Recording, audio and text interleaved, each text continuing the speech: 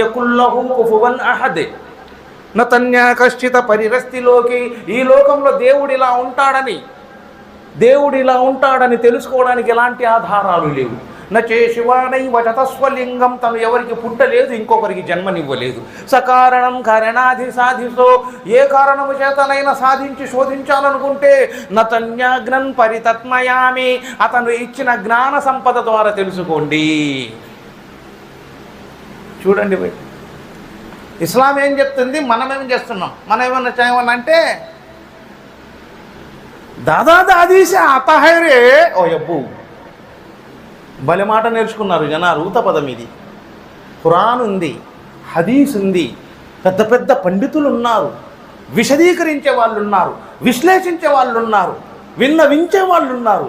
విన్నపాలు పెట్టుకునే వాళ్ళం కావాలి. వాళ్ళకు చేద్దామా ఇన్షాల్లా.